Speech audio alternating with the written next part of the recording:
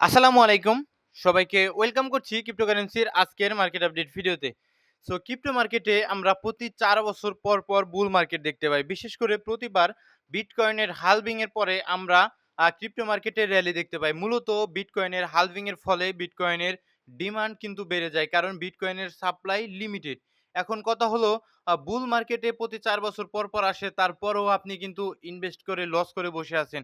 কেন? আজকের ভিডিওতে আমরা আলোচনা করার চেষ্টা করব কিভাবে বুল মার্কেট হতে পারে আপনার জন্য একটি ধোঁকা এবং এই ধোঁকা থেকে বাঁচার উপায়। তো ভিডিও শুরু করার আগে একটি ডিসক্লেমার, এই ভিডিওটি শুধুমাত্র একটি এডুকেশনাল ভিডিও, কোনো ফাইন্যান্সিয়াল অ্যাডভাইস নয়। সুতরাং ভিডিও থেকে কিছু শেখার চেষ্টা করবেন। অ্যান্ড আবারও বলছি, এই ভিডিওটি একটি এডুকেশনাল ভিডিও। এট ফার্স্ট আমাদের বুঝতে হবে যে হালভিং হচ্ছে কিন্তু বিটকয়েনে, ঠিক আছে? হালভিং হয় বিটকয়েনে এবং মাইনিং রিওয়ার্ড হাব হচ্ছে বিটকয়েনে। ডিমান্ড বাড়ছে বিটকয়েনের, কিন্তু অন্যান্য অলস কয়েনগুলো বাড়ে কেন? এখানে আপনি যেমন প্রফিট করতে আসেন, সেম সেম সেম ঠিক একই কারণে ম্যাক্সিমাম টু ম্যাক্সিমাম প্রজেক্টই এখানে কিন্তু প্রফিট করতেই আসে। আপনাকে কোনোভাবেই প্রফিট দিতে নয়। এই জিনিসটা সবার ১ম এ আপনার মাথায় কিন্তু ঢোকাতে হবে, ঠিক আছে? আমি সমস্ত প্রজেক্টের কথা বলছি না। যেসব প্রজেক্ট আসলে মার্কেটে রিয়েল ভ্যালু প্রোভাইড করার জন্য এসেছে, লং টাইম ভিশন নিয়ে, তাদের কথা আসলে আলাদা। বাট এদের সংখ্যা কিন্তু মার্কেটে খুবই সীমিত। মূল কথা হলো গিয়ে, আপনি আসলে অতি লোভের কারণে, অতি প্রফিটের আশায় যেসব কয়েনের মুভমেন্ট বেশি, পাম্প ডাম্প করে বেশি, অল্পতে পাম্প করে আবার অল্পতেই ডাম্প করে, সেসব কয়েন আপনি আসলে পোর্টফোলিও একদম সেসব দিয়ে ভরে রেখেছেন এবং দিন শেষে তাদের আসলে লিকুইডিটিতে পরিণত তাদের লিকুইডিটিতে আসলে পরিণত হয়েছেন। আ বিষয়টা এরকম যে আসলে আপনি একটা কয়েন কিনেছেন।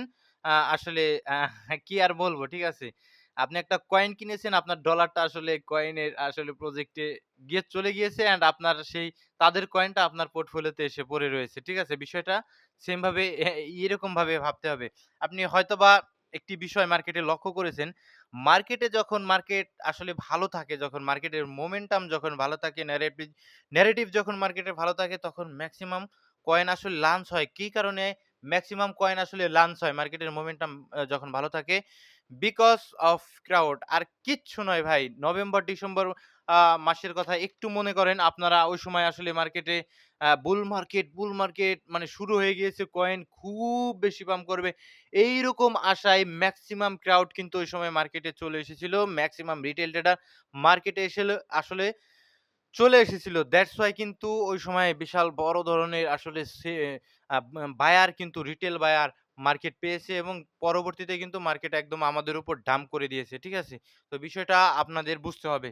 সো যখন ক্রাউড থাকে তখন কিন্তু আসলে অনেক প্রজেক্টের ব্যবসা করাটাও কিন্তু অনেক সুবিধার হয়ে যায়। তো আপনার জন্য এখন কি কারণে ধোঁকা, এই বিষয়টা নিয়ে যদি আমরা গবেষণা করি, সেক্ষেত্রে দেখুন, আমি আসলে বলছি না যে আপনাদের হোল্ড করা অল্টস কয়েন গুলো আসলে পাম্প করবে না। এটা কিন্তু আমি একেবারেই বলছি না। ঠিক আছে? তো আপনার কয়েনগুলো পাম্প করবে। তবে আ আপনি যেমন আসলে এক্সপেক্ট করছেন, খুব বড় ধরনের এক্সপেকটেশন আপনারা যেরকমভাবে রাখেন, সেরকমটা আসলে অ্যাকচুয়ালি সত্যই নাও হতে পারে।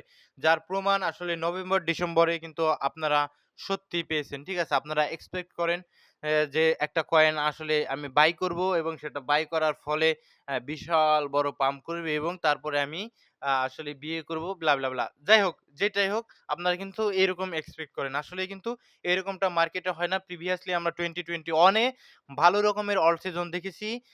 আসলে তখন অল্টস কয়েন গুলো কম ছিল। মার্কেটে যথেষ্ট লিকুইডিটি ছিল। সেগুলো আসলে মোটামুটি স্লোলি অন্যান্য কয়েনগুলোতে আস্তে আস্তে শিফটিং হয়ে গিয়েছে। দ্যাটস ওয়াই আমরা কিন্তু ভালো রকমের মুভমেন্ট অনেক কয়েনে দেখতে পেয়েছিলাম। কিন্তু ওই সময়ে কিন্তু অনেক কয়েন ছিল যেইগুলো আসলে মার্কেটে পারফরম্যান্স করতে পারেনি। মার্কেটে খুব বেশি ভালো পারফরম্যান্স করতে পারেনি। যেইগুলো আসলে মার্কেটে পারফরম্যান্স করেছে, আপনারা শুধু সেইগুলোর কথাই কিন্তু বলেন। যেগুলো পারফরম্যান্স করেনি সেগুলোর কথা কিন্তু কেউ বলে না। ঠিক আছে? তো এই জিনিসটা আপনার বুঝতে হবে। এইবার আরো অনেক বেশি মার্কেটে কয়েন, আরো অনেক বেশি মার্কেটে কয়েন রয়েছে, অলস কয়েন। সেক্ষেত্রে আসলে কতটুকু আমাদের আসলে অলস কয়েন গুলোতে র‍্যালি এক্সপেক্ট করতে পারি আমরা, সেই জিনিসগুলো আমাদের কিন্তু একটু এনালাইসিস করতে হবে। ঠিক আছে? তো আরেকটা কথা আপনার জন্য, যে যুক্তিসম্পন্ন টার্গেট রাখবেন। ঠিক আছে? খুব বেশি টার্গেট একদম রেখে আপনার অলস কয়েন গুলো টাইট করে একদম বসে থাকবেন না। সম্পন্ন কিন্তু টার্গেট আপনার অলস কয়েন গুলোতে আপনার পার্সোনালি রাখা উচিত। এবং মার্কেটে আপনি লোভ কমাবেন। লোভ মার্কেটে নয়, শুধু আপনার বাস্তব জীবনেও আপনি লোভটাকে যদি কমাতে পারেন, সেক্ষেত্রে আপনি হয়তোবা জীবনে আসলে কোন জায়গায় আসলে ভাই আ হেরে যাবেন না। ঠিক আছে? সব জায়গায় জিতে যাবেন যদি আপনার আপনার কিন্তু লোভ জিনিসটা কম থাকে। এবং আপনি স্ট্রং ফান্ডামেন্টাল কয়েন গুলোতে থাকার চেষ্টা করবেন। মার্কেটে কোনোভাবে শিট কয়েন গুলোতে এ আসলে যাবেন না। সেগুলো যদিও পাম্প করে, বাট আসলে সেই পরিমাণ কিন্তু ডাম্প করে দেয়।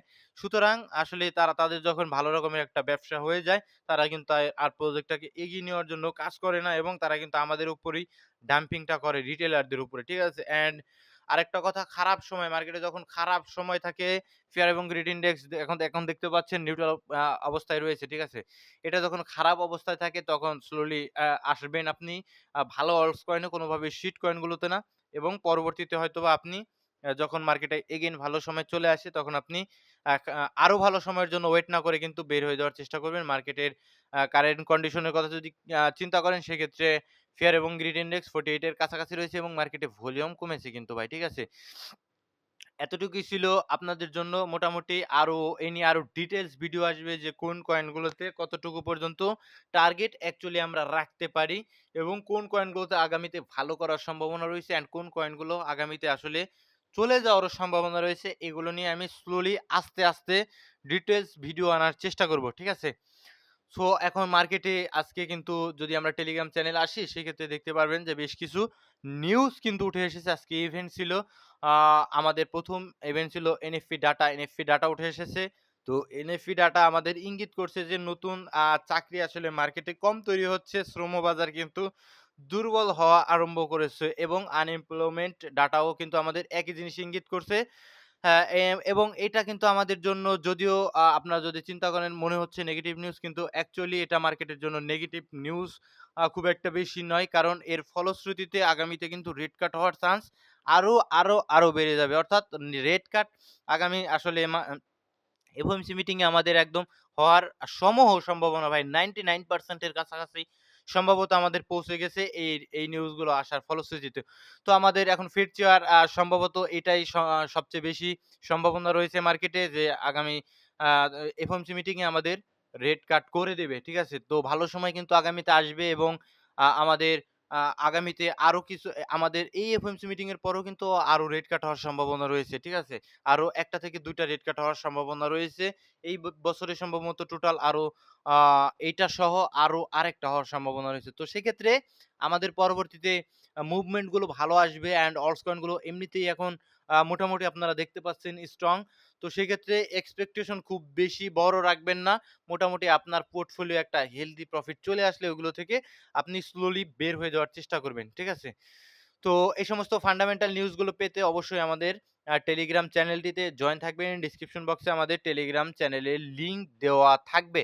অ্যান্ড টেকনিক্যাল অ্যানালাইসিস এ যদি আমরা চলে আসি, সেই ক্ষেত্রে আপনি দেখতে পারবেন যে মার্কেট স্টিল কিন্তু আমাদের ডেইলিতে কিন্তু ডাউন ট্রেন্ডে রয়েছে। ঠিক আছে? অ্যান্ড ৪ ঘন্টার টাইম ফ্রেমে যদি আসেন, সেই ক্ষেত্রে মোটামুটি আমাদের ইন্টারনাল একটা চেঞ্জ অফ ক্যারেক্টার যদিও এখানটাতে পেয়েছি।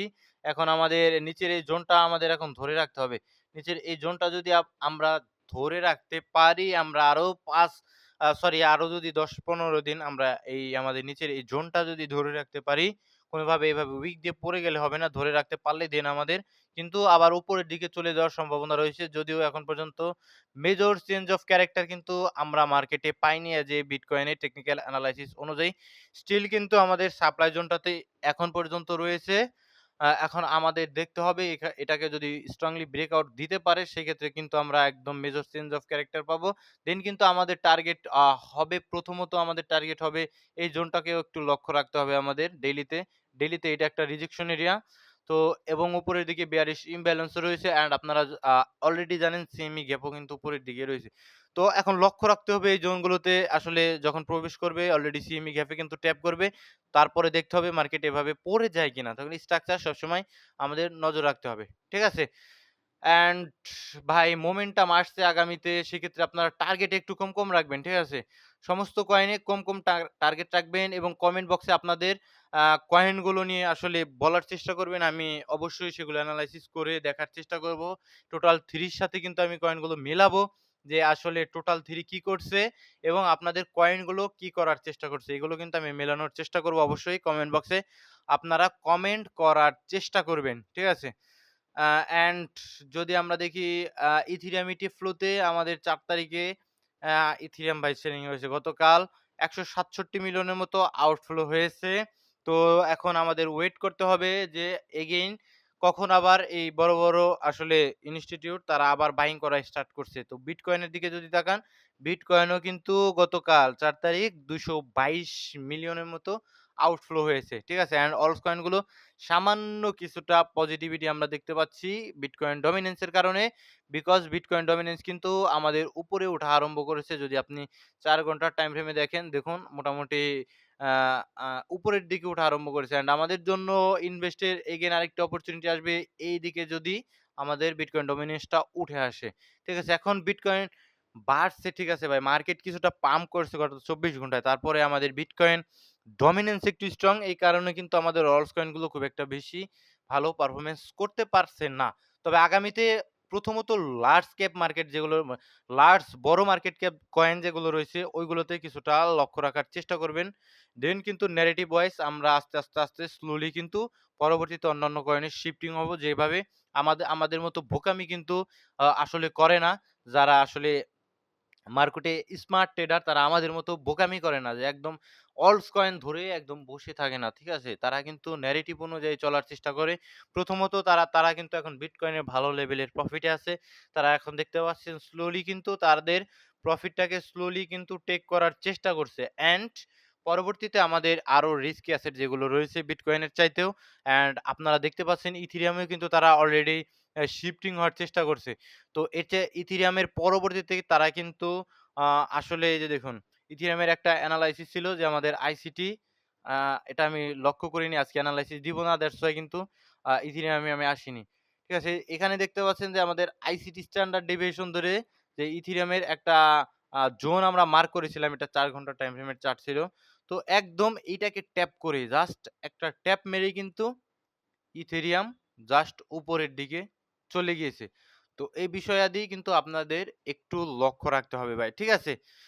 তো আগামী দিনে ন্যারেটিভ আমাদের অলস কয়েন গুলোতে আসতে হবে এবং আপনাদের কাছে একটা অনুরোধ খুব বেশি টার্গেট অলস কয়েন গুলোতে একদম খুব বেশি টার্গেট রেখে বসে থাকবেন না। ঠিক আছে? মোটামুটি হেলথি একটা প্রফিট হয়ে গেলে দেন কিন্তু বের হয়ে যাওয়ার চেষ্টা করবেন। তা না হলে কিন্তু মোটামুটি ৪ বছরের জন্য আবার আটকে যাওয়ার সম্ভাবনা রয়েছে। পরবর্তীতে এগুলো নিয়ে আমি আরো ডিটেইলস এ ভিডিও দেওয়ার চেষ্টা করব। কোন ফাইন্যান্সিয়াল অ্যাডভাইস নয়। ভিডিওটি শুধুমাত্র একটি এডুকেশনাল ভিডিও।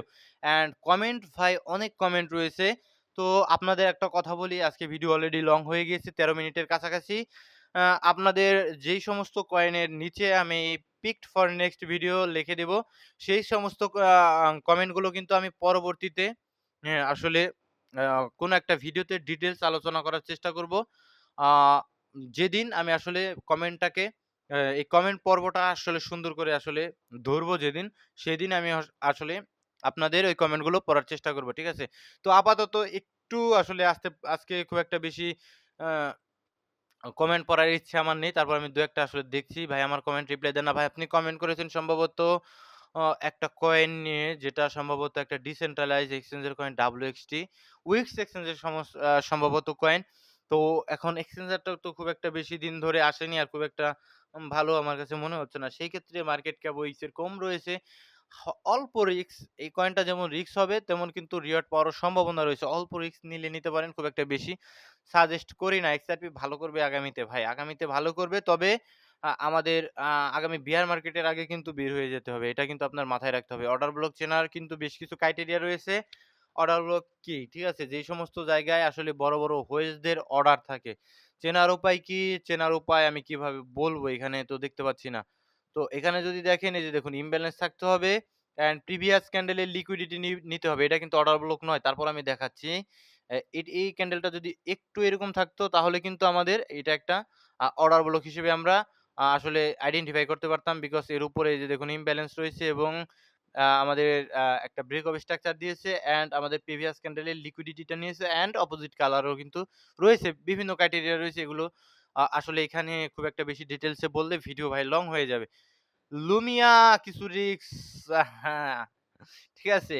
IO.net ভাই অল টাইম লো তে কালকে আমি টেলিগ্রাম চ্যানেলটিতে জানানোর চেষ্টা করেছিলাম যদিও যে IO.net একদম অল টাইম লো তে কিন্তু রয়েছে। আমি সম্ভবত টেলিগ্রাম চ্যানেলে বলে দেওয়ার চেষ্টা করেছিলাম এই যে IO.net নাও অল টাইম লো। এগুলো আসলে একটু লক্ষ্য রাখবেন। আমাদের টেলিগ্রাম চ্যানেলটিতে জয়েন থাকার চেষ্টা করবেন। ডেসক্রিপশন বক্সে লিংক দেওয়া থাকবে। আর আপনাদের এখন এই সমস্ত যে সমস্ত আসলে কমেন্টের নিচে আমি ওয়াচ দ্য নেক্সট ভিডিও লিখে দিয়েছি ওই সমস্ত কমেন্টগুলো আমি পিক করব। ওগুলোতে আমি আগামীতে ওগুলো নিয়ে আলোচনা করার চেষ্টা করব। তো আজকের ভিডিওতে যারা কমেন্ট করবেন এবং যাদের কমেন্টের নিচে আমি পিকড ফর নেক্সট ভিডিও লিখে দেব তাদের আসলে কমেন্টগুলো আমি পরবর্তীতে স্লোলি বলার চেষ্টা করব। সকলে ভালো থাকবেন, সুস্থ থাকবেন। দেখা হচ্ছে পরবর্তী কোনো ভিডিওতে। আসসালামু আলাইকুম ওয়া রাহমাতুল্লাহি ওয়া বারাকাতুহু।